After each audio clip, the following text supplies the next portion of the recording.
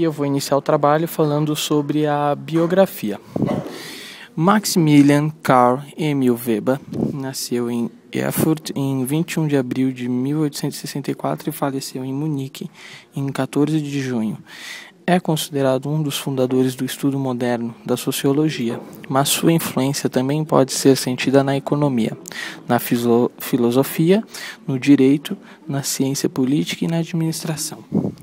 Em 1882, Max Weber matriculou-se na Faculdade de Direito da Universidade de Heidelberg, onde seu pai havia estudado, frequentado também cursos de economia, política, história e teologia.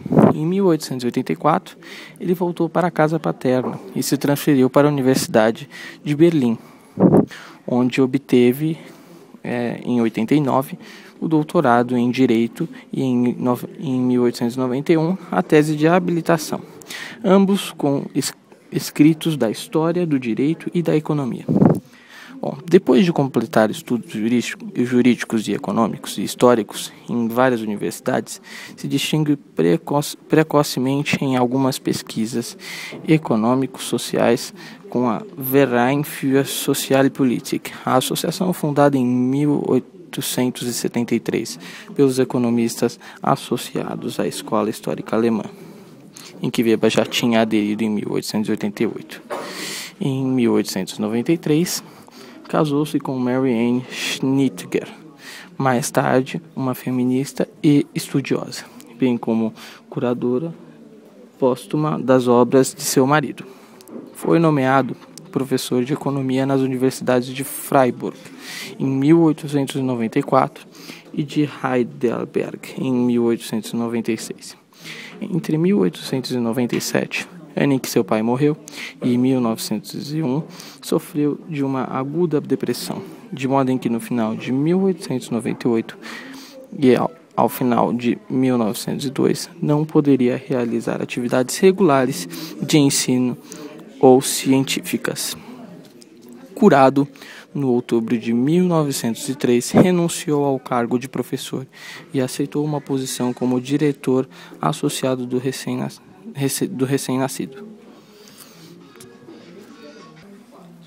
Eu sou Pedro Matuzzi e vou continuar falando da biografia de Max Weber. Graças a uma enorme renda privada derivada de uma herança em 1907, ainda conseguiu se dedicar livremente um tempo integral a seus estudos, passando da economia ao direito, da filosofia à história comparativa e à sociologia, sem ser forçado a retomar a docência.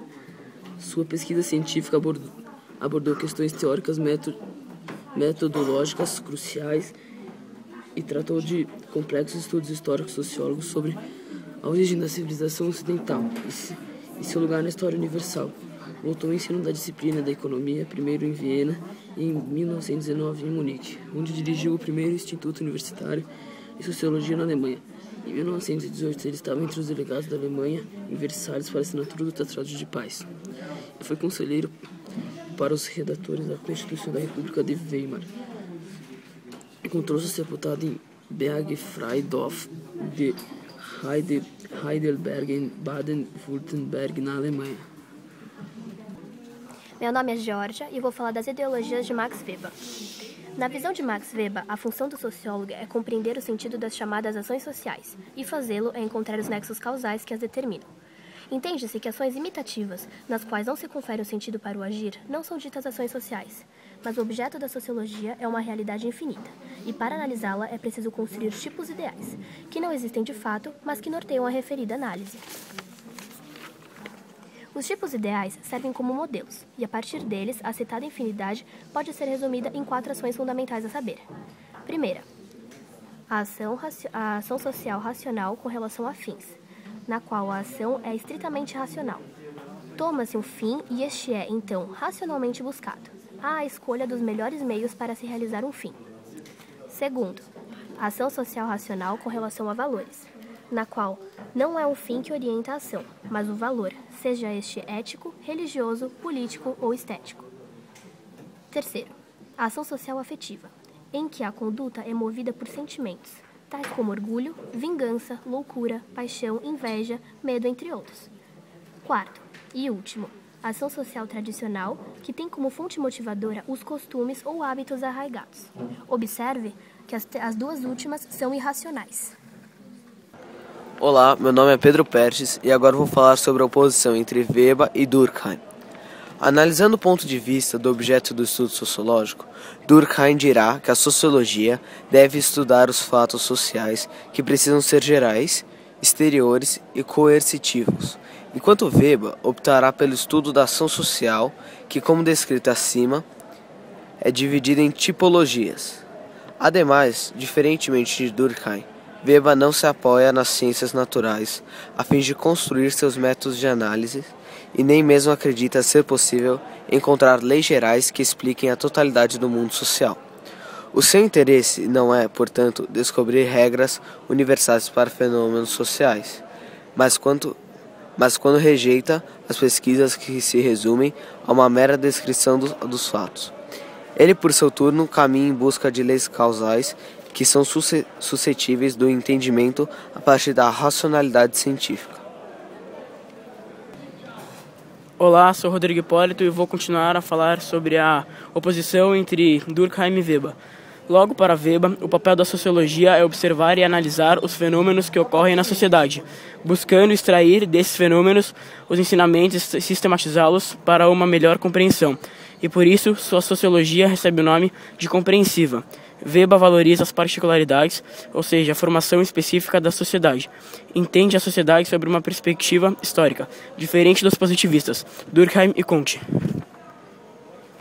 Oi, meu nome é Pedro. Eu vou falar das principais obras de Weber: A Ética Protestante e o Espírito do Capitalismo, a obra póstuma Economia e Sociedade, a Ciência como Vocação e a Política como Vocação.